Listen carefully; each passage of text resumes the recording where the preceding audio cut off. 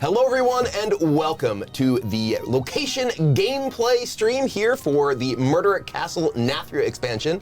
My name is Brian Kibler. I am joined by Leo Robles of the Hearthstone team, and we're going to talk a little bit about locations and a chance to play some. So first, I want to give a chance for you to introduce yourself to the audience and let them know who you are and what you do on the team. Yeah, so I'm Leo Robles. I'm an associate designer on the initial design team, so that's a lot of the early designing, early mechanics, exploration, all that fun stuff. So yeah, excited to talk about locations. So yeah, speaking of initial design and locations, obviously people have seen what locations are at this point. Can you talk me through kind of how they came to be? Definitely, yeah. So locations, I think, started with the very core idea of the design team for a long time, wanting to explore places and locations and turning those into actual cards in the game. If you think back to Ungoro, one of the older expansions that right now, we did that through the quest cards. They're kind of these scenic shots on the art, and those are really sweet. But I think we wanted to make sure, or we wanted to explore fully what a place feels like in Hearthstone and try to find the gameplay behind that. That was sort of the driving force behind the locations you see today. And so I think at the start of the development of the Alterac Valley expansion, we actually tried to, find what locations mean in Hearthstone. You can see the byproduct of that from Alterac Valley with the objective cards, the spells that you play that last 3 turns. Those were sort of the remnant of our very early ideas of what locations could be. And so now, in Murder at Castle Nathria, you can see the, full-fledged perfect iteration of what locations are in Hearthstone. And this set, locations make a lot of sense, right? Because it's this exploration of this dark castle with all these cool places that you can perhaps get caught killing someone. Yeah. When I first heard the kind of concept for the set, I was like, oh, this is like Hearthstone Clue. It's going to be like, it was, Prince Arthas in Stratholme with the purging or whatever, But as far as what the locations do, right?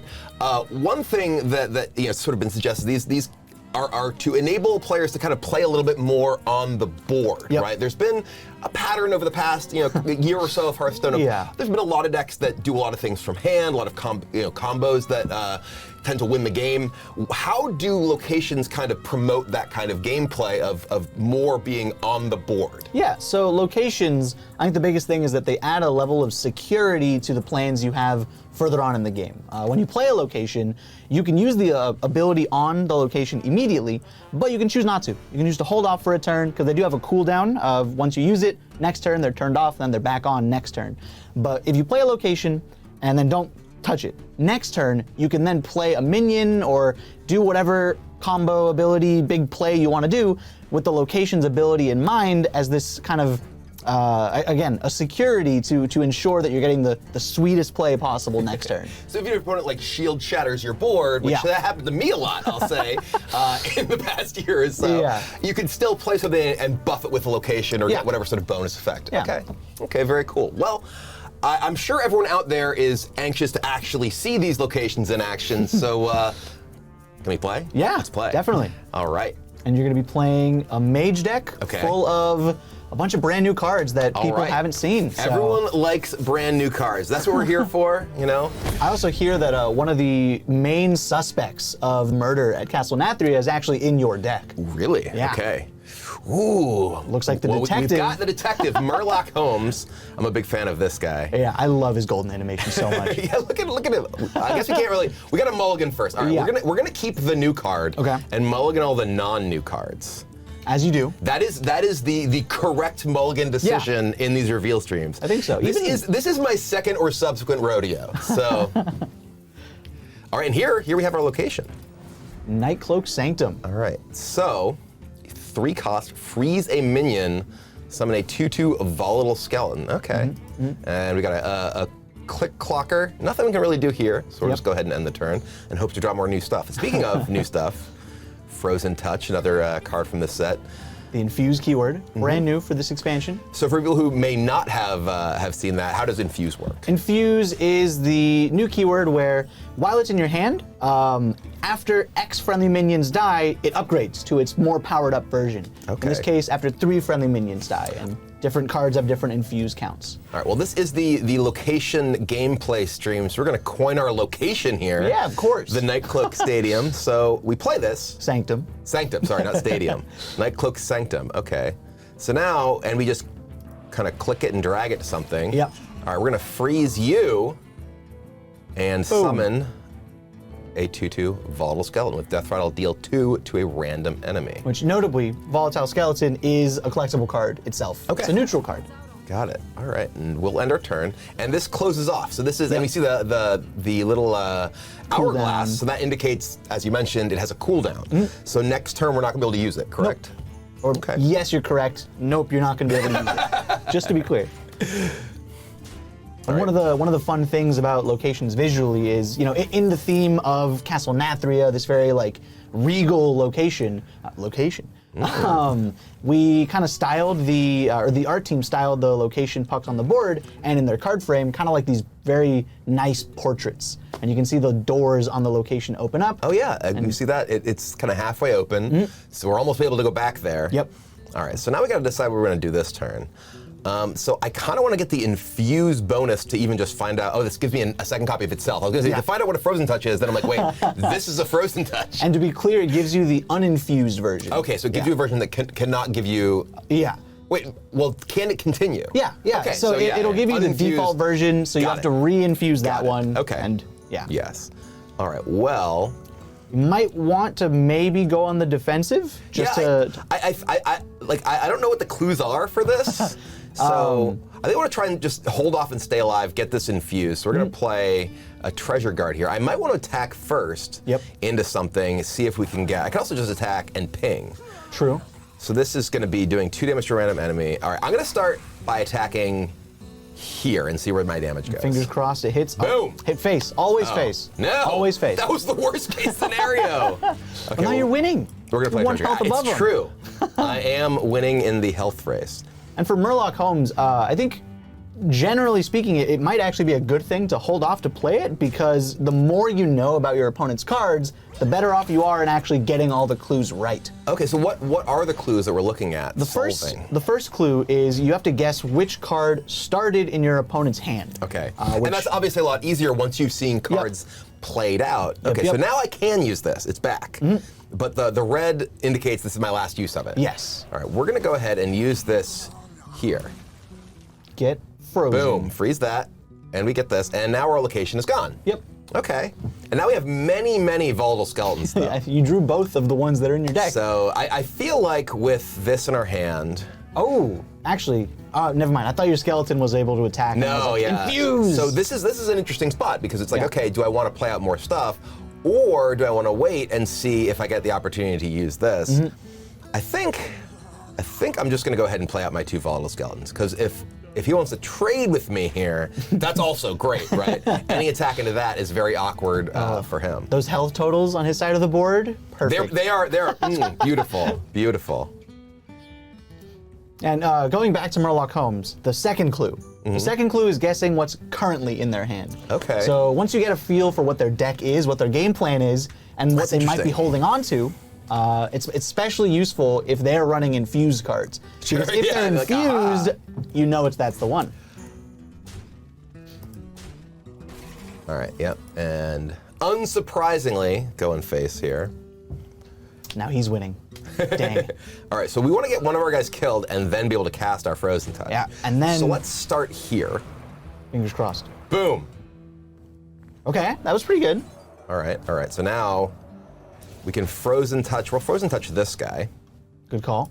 So we get another frozen touch, and now we can start infusing that one. yeah. We'll attack here. All right. Nice, nice. Think we're gonna ping this because we want to try and hit that. We could also, actually, how much does this matter? We have this. We could also just play this. Maybe I do want to play this and get a spell here. Yeah. Because this also gives me another minion in play, which will get this on. The So I'm gonna play yeah. my first, because we might say like Shooting Star, right? Yeah. First flame? First Flames. Ooh, this is a new card. Yeah. New secret. Ooh. Of course, with murder, there's secrets about. Yeah. Okay, we're gonna take this First Flame, and now this is actually excellent. So we're gonna attack here, see where that goes. Yes. That was ideal. Boom. Look at that. And now only one more for our frozen touch to come back. So Go ahead. infuse. So all of the infuse cards are care about your friendly minions dying. Yes. Correct. So one of the things that similar to sort of what you were talking about with the locations themselves, promoting board-based gameplay. Infuse encourages you to play minions in a deck to maximize the power of those, which at least to some extent ends up making decks that are looking to play from the board. Ooh, a brand. A brand. Brand Murloc Holmes? If you get it wrong, I want all the cards. do it again. I feel like that may be a little overeager. Maybe later. Yeah. Maybe later. All right, I feel like we want to just do some cleanup on this board here. Yep. We're gonna go ahead and frozen touch this. I don't think we need to use our blizzard. We can just clear off all of these things. Get them out of here. These and not bother using our second flame. Let's go. I think this mage deck, I really, really like. I'm really excited to play this deck once the expansion comes out, because this deck is all about summoning skeletons and exploding your skeletons. It's a very minion-focused deck. So from the trailer and that theme, I'm gonna guess there might be the Kel'Thuzad. I mean, I don't want to point fingers. I'm just saying. I'll leave that to Murloc Holmes. I will say the Kel'Thuzad here. There we go. I feel like I am the detective here, right? I called out the clues. All right. Resurrect your volatile skeletons. Any that can't fit in the battlefield instantly explode. I was saying that this deck's all about summoning skeletons. Yeah. Yeah. There he is. Wow. Okay. Mr. Skeleton, if you will. I feel like I want more skeletons. You want as many as you possibly can, right? I'm just saying right now before I play this. Yeah. Because I want to have stuff blow up and hit their guys. Because even summoning 4 is that's quite a big board, right? Yeah. To play on turn 8. But I also kind of feel like I want to play Murloc Holmes, even though it's probably not great. I'm going to play Murloc Holmes this turn. Oh, I love the animation. I feel like I have some clues. Yeah. Oh, look at that. Oh. Ooh, this is a tough one because we don't know. Oh my God. We haven't seen any of these played. Oh, and the rope's up. I'll pick Murloc Holmes. It wasn't Murloc Holmes. Darn. Curses. Darn, you should have brand Murloc Holmes. Yeah, then I'd have more information for the second one. Okay, I'm just going to go ahead and ping this. Good call. Sweet. I'm going to cast this now too, just to get that Divine Shield off. Another good call. Don't want to waste your mana. True. You gotta use your mana when you have it. You can't take it with you. I think that was a top deck. I think Oh my God. And he's gonna get all of them right. I feel like Shaggy has a bit more information than I do. Uh-oh. So for context, the last clue is what's in your opponent's deck. He missed. So he doesn't know what's in your deck. Big bummer. Big bummer. I feel like I need to play this deck with the Kel'Thuzad hero. I love the Kel'Thuzad hero. He's so cool. Kel'Thuzad Inception. And in Wild, with the other Kel'Thuzads, just have a KT Partey. All right, he has a lot of damage on the board. That's kind of scary. I think we're gonna go ahead and Blizzard this board. You do also have the Infuse Frozen Touch, if you want to use that. This is, Oh no, it's not infused. Never Never mind. mind. It's not infused currently. I'm a liar. So I think I might just cast the uninfused Frozen Touch to kill this guy, though. True. Yeah, I think one of the interesting parts of Infuse is deciding, am I going to have enough minions on board soon to be able to get the Infuse payoff, or do I just do this right now? Okay, there's a lot still here, but we do have Bran plus School Teacher and the ability to play out 2 Nagalings. So I do feel pretty comfortable here. I want to play the Kel'Thuzad, but I want to wait for the Kel'Thuzad to be scarier. Yeah. Because it doesn't actually do that much to impact the board right now. So let's School Teacher. Okay. Polymorph Jellyfish. Gets rid of the draw. It does get rid of, it does. Or it could get rid of the It does horse. leave a 4-power guy. It's probably that is still true. our best option, That is though. true. Second one. Huh. If you take the Visage and he attacks with the taunt first. Well, we have Bran, so we get 2. I'm gonna build 2 snowmen. That's true. Pick me. So let's get rid of this. Twice. Yeah. All right, this is still not great for me. He's got 10 damage on the board. Yeah. We're sort of in trouble. To be fair, But I'm getting a lot of stuff here, so. and I'm not sure how much Paladin can really benefit off of spell damage. It's true. Right? Having a bunch of guys in play is very good for Paladin, though, because Yes. they have buffs and things Yeah. like that, so I'm a little scared. Uh-oh. Well, All right? I'm gonna eat my All right. words. I mean, if he goes face, right, your board is full. It's true. You can play KT. Kel'Thuzad can be, and right instantly now, explode if he doesn't him. kill Bran, I hope he doesn't kill Bran. Let's go. Don't kill Bran. Sure, Okay. that's fine. Leave Bran alone. What did Bran do to you? Bran's an accomplice in murder. Or will be. Excuse me. Kel'Thuzad is innocent. Oh, he is going face.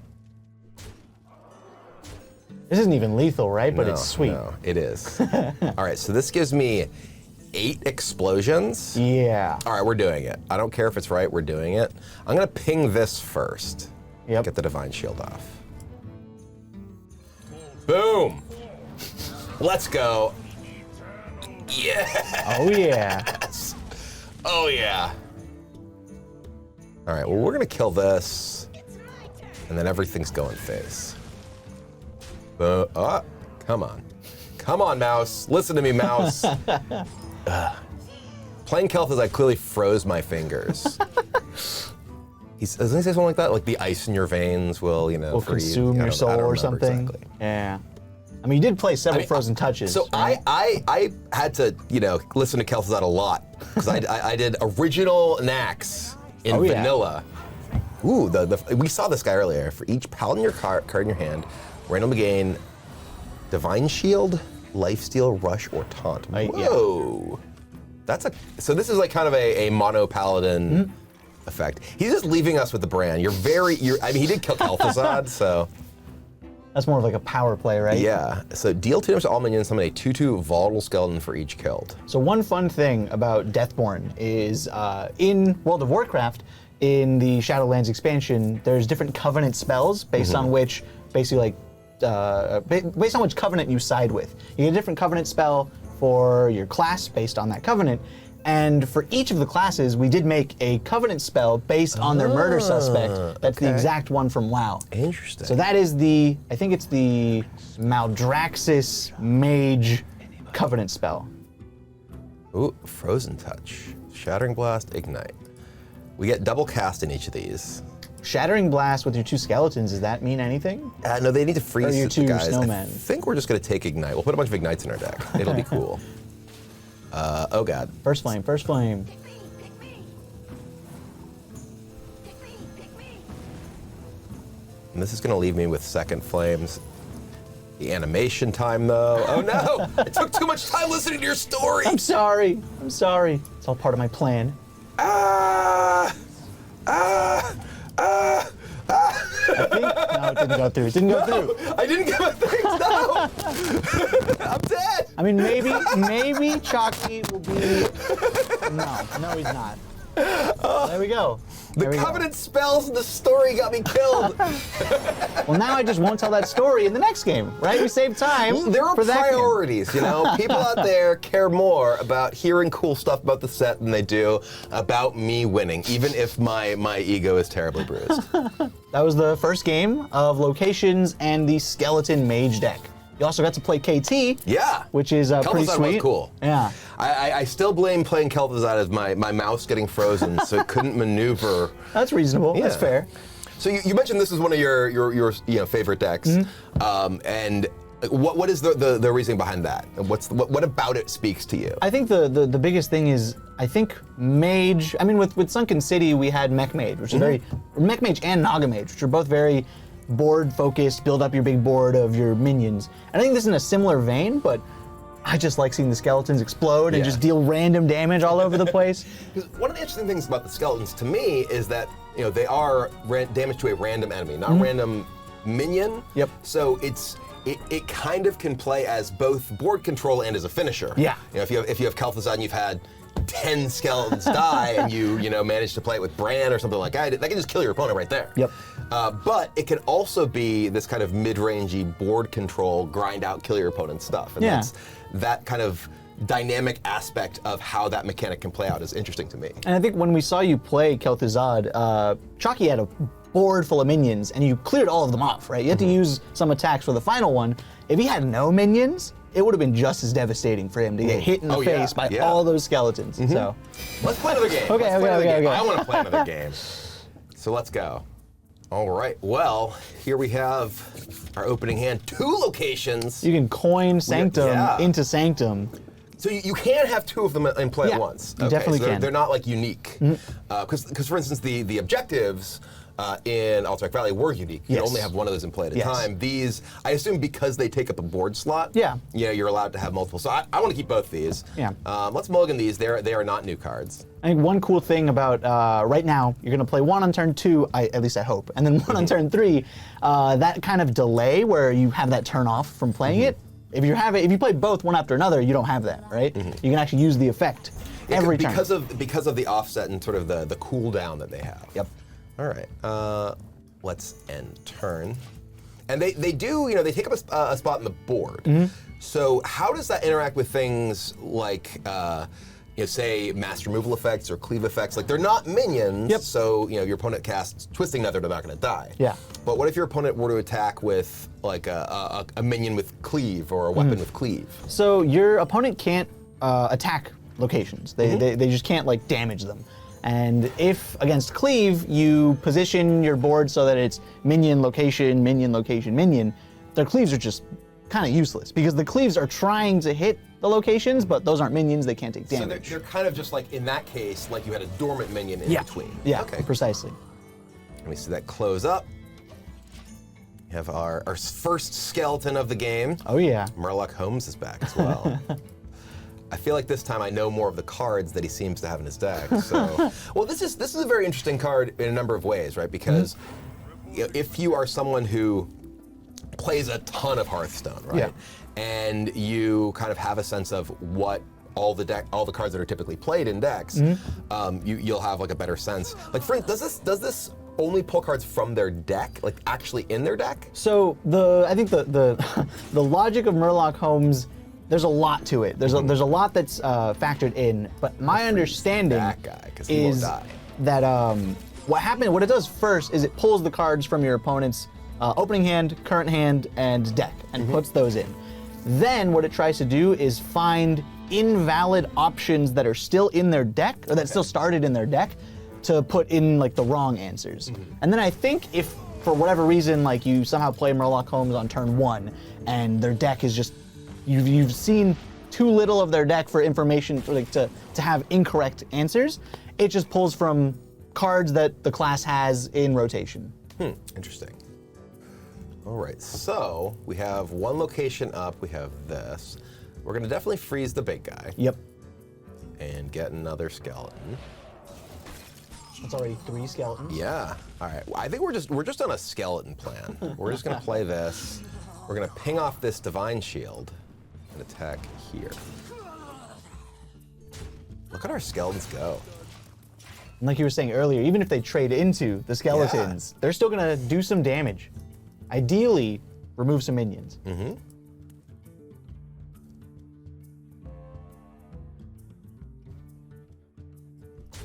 Boom. Face. Okay, face. Not what we're looking for necessarily. Face.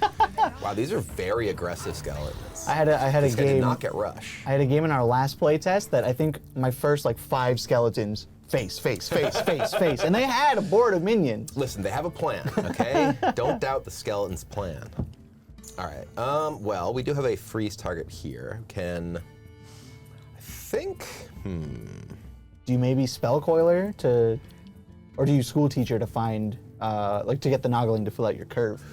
We have, like, I feel like we might want to ping off one of these divine shields because the divine shields just line up pretty poorly for where we're at. Yeah. I feel like this is happening 100% of the time. Always. So we're gonna freeze this guy.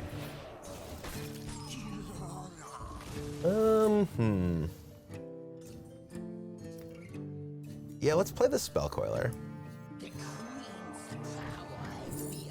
Frozen Touch is good. Interesting. Deathborn's good. Not to say Fireball's not good, but it's not a new card. We haven't played this card yet, so I'm gonna take this card. Sweet. We're gonna ping this, and then we're gonna attack face. The skeleton's inspired something. I'm gonna in you. use this here to get rid of the divine shield. Skeletons go face, Kibler goes face. Well, Deathborn obviously works well with your own volatile skeletons, Yeah, right? Because you yeah. have your own volatile skeletons. You can kill your volatile skeletons with Deathborn to get even more volatile skeletons. My favorite thing to do in the mirror match is as soon as they play the Deathborn to kill my board of skeletons, you just play one right back. That catacomb card, rude. Okay, so we have a plan. It might have changed. No, it didn't change. I mean, you can delay for a We turn, can, right? but we're gonna do this, and then There's a chance the skeleton's death rattle will actually hit the low health stuff. there now, right? is. Well, oh wait. Well, this will kill these, right? Yeah. So their death rattle shouldn't hit these. Yeah, I thought you were gonna trade them first and then. No. Okay. No, I see. no, I see what you're doing. We're going in. We have this plan. It's an ambitious plan, but it's gonna give us 4 more skeletons, and we could get lucky and double hit. No, we didn't. I mean, they got low, right? Okay, it's fine. The snob It's still fine. dies to a skeleton. Yeah. It's a lot of damage though. Mm-hmm. But now we're getting a ton of skeletons for once we inevitably get Kel'Thuzad. By inevitably, I mean, I really hope we get Kel'Thuzad. I mean, he is Kel'Thuzad the inevitable, so. It does. It's right in the name. Yeah. Right? Oh, ooh, the noble mount. Okay. I have a sweet play for anyone out there who hasn't seen it. Okay. Bran plus Ooh. Varden freezes all of them, then deals 4 to all of them. Boom, boom. Ba-boom, ba-boom. Boom. For a second, I was like, wait. I thought, hang on. But no, it's just the delay from the weapon. Yeah. All right, and then these are all going face. Yeah, Bran Varden in, I like Big Spell Mage. Oh, yeah. That plays Bran Varden, and that is a lot of fun. The Bran sticks. You can live the Bran Murloc Holmes dream. Yeah. Multiple shots at getting this right. No, leave him alone. Oh, okay. Okay. Still alive. He has no cards in his hand. This here prismatic jewel kit is not so hot right now. Okay, so we don't have room for school teacher right now. We could make room for school teacher. Yeah, because some of the skeletons are going to die, right? I kind of want to brand Murloc Holmes, but we could just die if we like. So I'm gonna do this. Yeah. All right, Shattering Blast. Where were you last turn, Shattering Blast? I will take. I mean, Snap Freeze is actually insane with this because I have the brand. So it's actually just kill a guy. Jellyfish. Shooting Star is also excellent. All right, we're gonna take this Shooting Star. We're gonna attack here. And You're okay. first going to brand Snap Freeze, which freezes this, then kills it. You're getting all the if frozen brain combos. And now this one is going to shoot here twice. Oh man. Look at this. Look at this domination.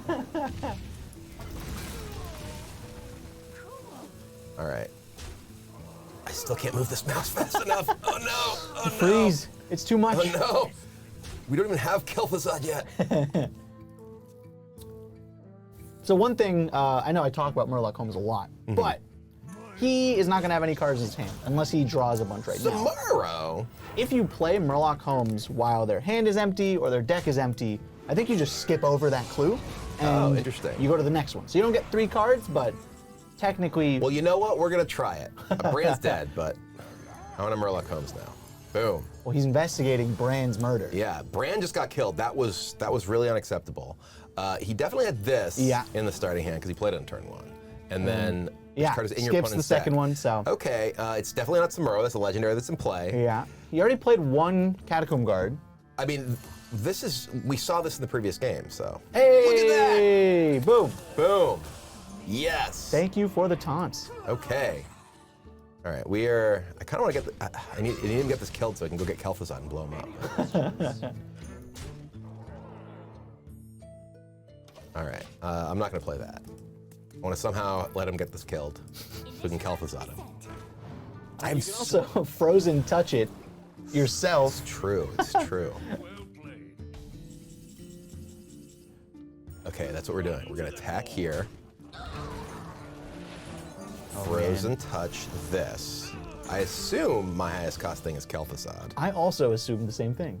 Hey, 9 skeletons. Kaboom! Hey.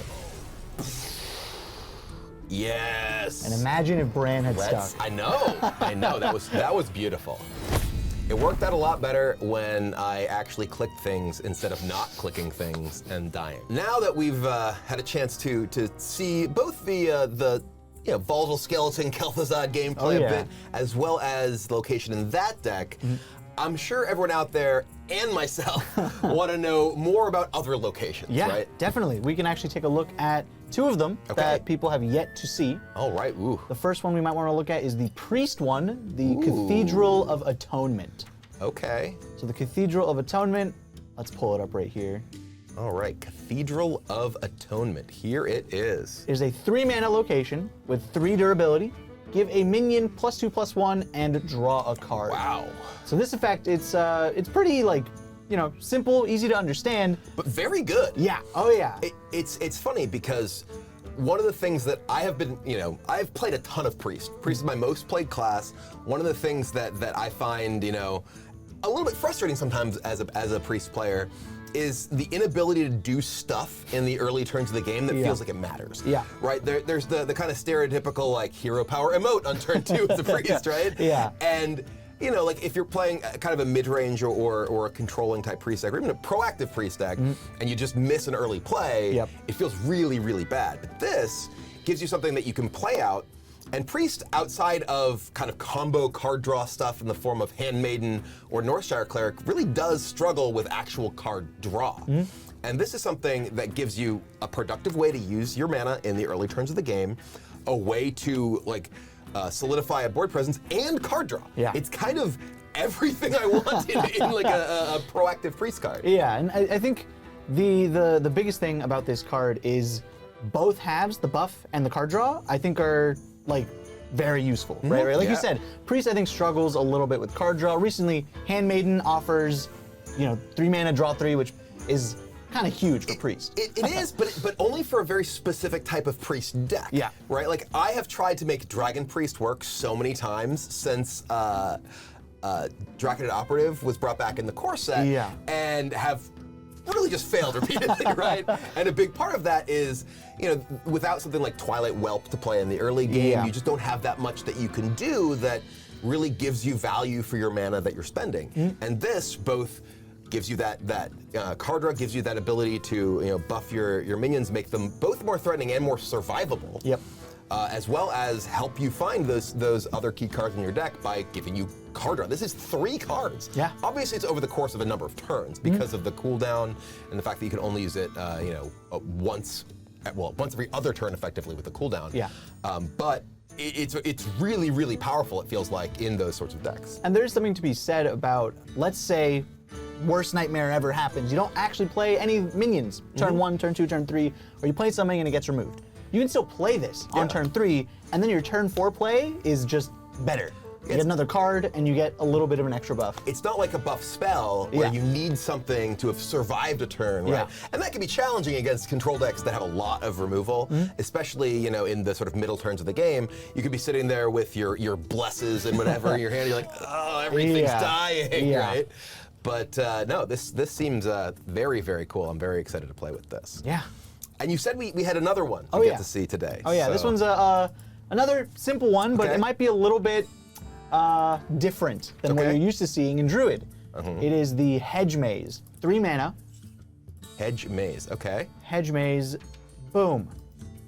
3 mana, trigger a friendly minion's death rattle.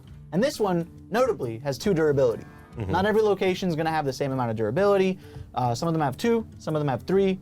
Who knows how much durability they might have in the future, but as for the actual card itself, Death Rattle Druid. Yeah, that's something that sort of leaped out to me immediately here. We haven't really seen Death Rattle synergies in Druid, so what's going on here? Why is that their location? So in Murder at Castle Nathria, obviously with murder in the title, death is a big part of the set. And so we found Spoiler alert. I'm sorry. We found a lot of opportunities to kind of promote some like death incentive gameplay in classes that don't usually get that gameplay. And with Druid, not to spoil too much, what's really cool about Hedge Maze, you play this on 3 or like 4 or 5 or whatever, and what you can do is wait until you play a huge Death Rattle minion. If you're going second, coin it out, boom, immediately trigger its Death Rattle, and I mean, I have probably played more Burning Blade Acolytes than like anyone else on the planet, Yeah, right? Like yeah. I have played Death Rattle Rogue, Death Yeah. Rattle, Warlock, and now I'm gonna be playing Death Rattle Druid and hedge mazing those. And Yeah. they will never get the Demon Seed, okay? No, never. There's some other spicy Death Rattles in this set that Okay, we're not going to okay. reveal right now that are pretty More sweet to look with Hedge forward Maze. to out there. Yeah. Definitely a lot of very cool things from these locations that we've seen, and each class has a location. Is that correct? Each class is getting a lot one more location. that we will see coming up, and there are. Obviously these locations, they have the durability, they only persist for a period of time. There are other ways that players can interact with them, right? Yeah. Like if there are decks that are using very powerful locations, I don't know if you want to actually share anything about that now, but a acidic location ooze, is the sort of thing we might expect to see. Yeah, right? I mean, with a set so secretive as Murder at Castle Nathria, I don't want to spoil anything. I'm trying to be Sherlock Holmes over here, okay? I'm trying to suss out the clues. For the most part, locations, you're kind of guaranteed to get their effects, at the very least the turn you play them. Right. Right. Okay, well, very cool. And outside of locations, are there any other cards maybe from the decks that we played today that we haven't seen that we can take a look at? Okay, here is one that we had in the deck that we did not see. This is another skeleton card. Summon 2/2 volatile skeletons, gain 4 armor. Yeah. So I have actually been a big fan of the armor element of Frost Mage, giving you a way to kind of stay alive. Yep. Armor in particular, in a world where stuff like Bomb Rogue feels very important in controlling decks. You need ways to keep yourself alive, and this gives you a way to both sort of obviously fuel your future Kel'Thuzad, as well as keep yourself afloat to the point that you can actually draw that Kel'Thuzad and not be dead by the time you hit it. Even in the games that we saw, Chalky managed to race you down to like sub 15 pretty quickly. Yeah. Pretty quickly. I could have used this. Yeah. I mean, I still would have been dead in the first game when I, actually didn't play my cards, but it would have helped. Yeah. It would have helped. And I think then, that might be the only new one. was there anything from Chalky's deck that we didn't see? I'm not sure. I mean, the Elitist Snob, if we want to talk about that a little bit more. Yeah. So Elitist Snob, the Paladin card that we saw, we have seen sort of pure Paladin stuff in the past, and this isn't quite that. Right, this isn't quite the cards that reward you for only 100%. playing Paladin cards, Yeah. but this rewards you for playing a bunch of Paladin cards. Yeah. I think we actually also saw in the last mini set for the Sunken City mini set, the Light Ray, which is another like pure Paladin, but it doesn't have to be all the way pure Paladin card. This is in the same vein. And I mean, minimal spoilers, you will see other pure Paladin-ish cards coming soon. And well, this sort of thing, compared to the original pure Paladin type cards, this allows you to play with some neutral cards that are still very powerful. Like for instance, like Varian Rin, right, is an incredibly, it's not Varian Rin, I don't remember what the name of the King actual... of Stormwind, King I of think. Stormwind, yeah. There's the Varian Rin original was the respect on his name. The warrior card, but the Varian King of Stormwind is incredibly powerful in Paladin decks. Right, and often would be a card compared to the original pure Paladin cards, which required you to only play Paladins and no neutral cards. You couldn't play that card in your deck, right?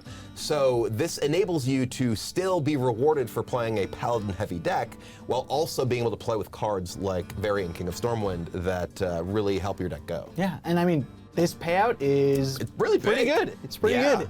If you have all 4, this is what's that one card? Corpse Taker from old, Yeah. the like Divine Shield taunt. That one got Wind Fury too. Yes, yeah. But this also, the fact that I don't believe that one ever could have ever Rush. No, that one was Wind Fury rather than Rush of these mechanics. But this also works very well with hand buff stuff, which is naturally part of the Paladin kit right now. Yeah. As we saw in the game with Chalky with the Prismatic Jewel kit, and I forget the name of the 2-1 for 3 now. Bannerman. Bannerman, yes. Banana Man. We even saw this. He played it, didn't get all the triggers. Got, it was I like think, an 80 or Lifesteal something. and It was an 80. Lifesteal, Divine Shield, and it was still a threat. Yeah, it it's kept still him huge. like topped off for a couple turns. I think that's all the cards we have to see today. Yep. So thank you very much for joining me for this. I am Yeah. very excited from seeing all this.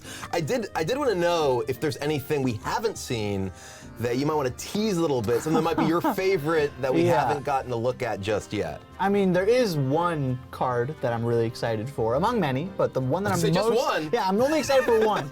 The one I'm most excited for, it's probably the coolest weapon / minion that we've ever seen in Hearthstone. I don't think we've seen any weapon / minions, so does Tyrion count? Is he a weapon / minion? There's that I one don't- elemental from Dark Moon that turns into a weapon. Okay. He's just okay. He's Okay. pretty cool. All He's right. pretty cool. All right. But All right. Well, there you have it. Weapon / minion that's going to be coming up.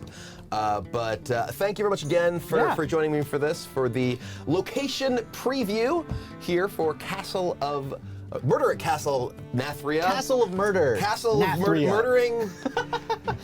I got murdered by Chalky there, Yep. and I'm still frozen, from that. But Yeah. but yes, location reveal for Murder at Castle Nathria. I am very excited to see what all else is in the set, and I hope you all at home are too.